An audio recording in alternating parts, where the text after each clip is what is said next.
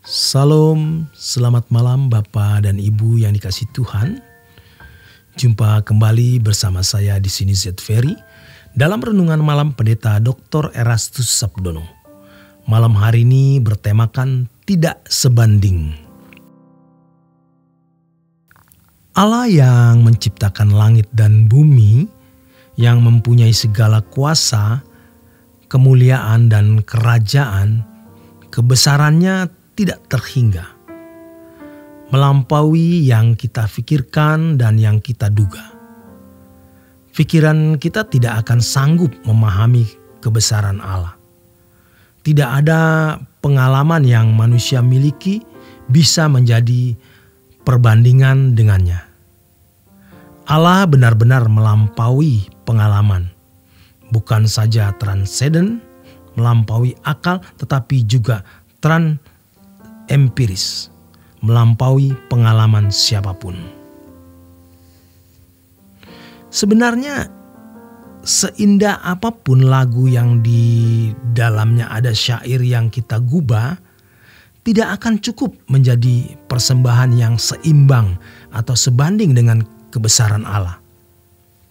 Hormat, pujian, dan penyembahan kita sebenarnya tidak sebanding dengan kebesaran Allah dan kemuliaannya yang melampaui segala-galanya, yang tidak terduga itu.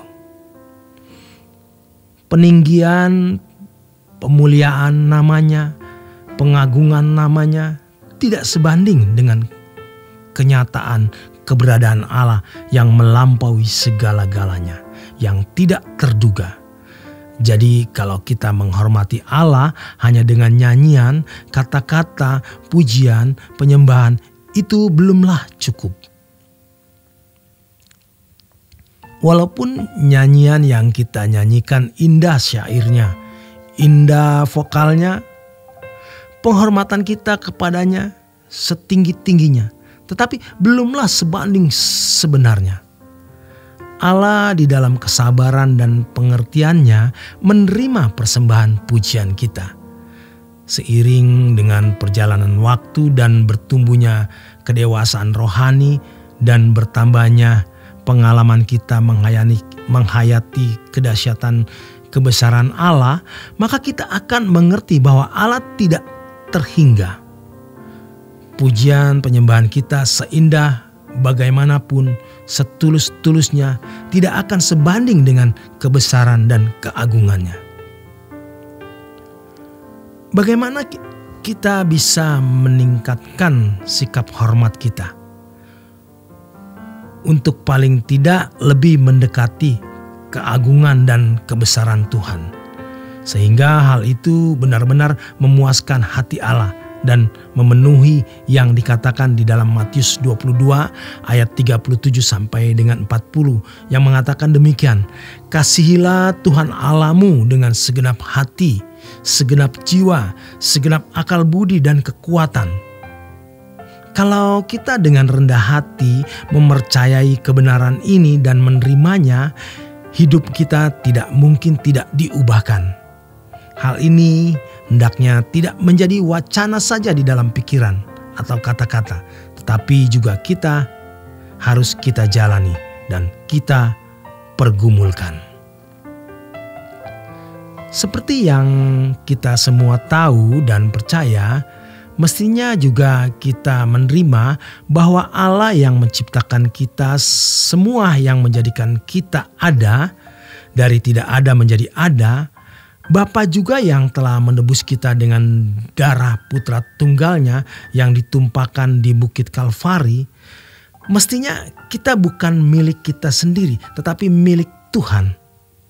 Bagaimana kita bisa hidup sebagai milik Tuhan dan menempatkan diri secara benar dan memberikan penghormatan kepada secara patut, walaupun itu tidak akan pernah sebanding dengan kebesaran dan kemuliaannya.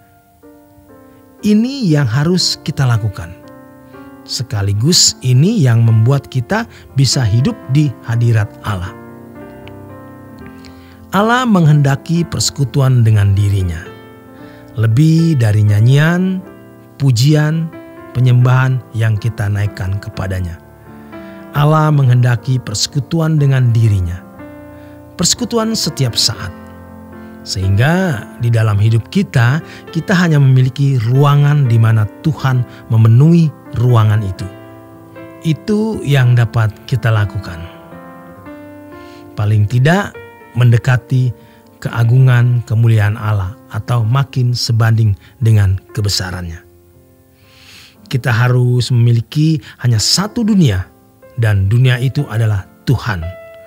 Sehingga kita hanya memiliki satu ruangan di dalam hidup kita dan ruangan itu adalah ruangan Tuhan agar bisa bersekutu dengan Tuhan setiap saat, dimanapun dan kapanpun.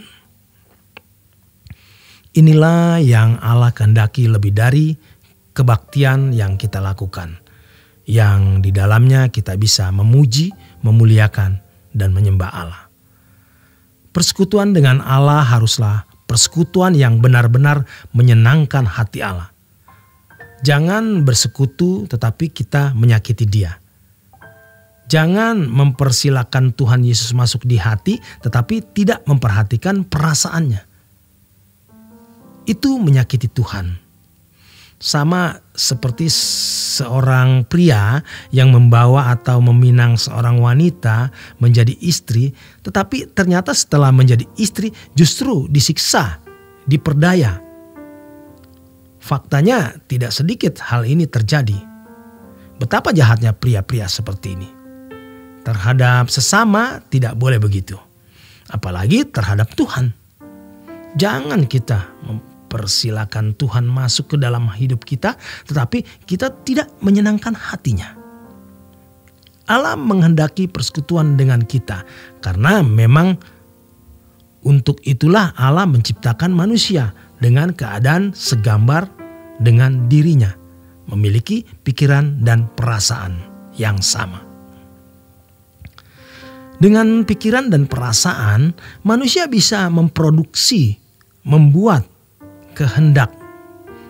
kehendaknya itu haruslah menjadi persembahan setiap saat yang berbau harum dan menyenangkan Tuhan. Jadi bukan hanya pujian dan penyembahan pada hari-hari kebaktian, tetapi pikiran dan perasaan kita harus terus-menerus memproduksi kehendak, keinginan yang menyenangkan hati Allah. Hal itu sebuah keniscayaan.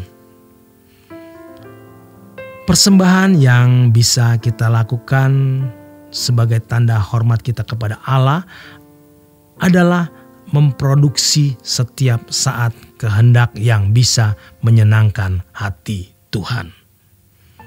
Di situ sebenarnya penghormatan kita terhadap kebesaran Allah yang akan lebih sepadan dibanding dengan hanya menyanyi, hanya memuji Tuhan, dan saat-saat tertentu kita puasa atau memberikan persembahan dalam berbagai bentuk.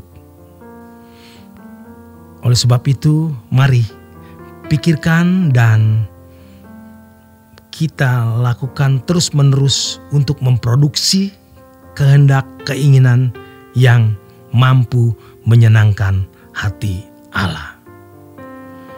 Demikian kebenaran firman Tuhan malam hari ini. Selamat berjuang, selamat beristirahat. Tuhan memberkati.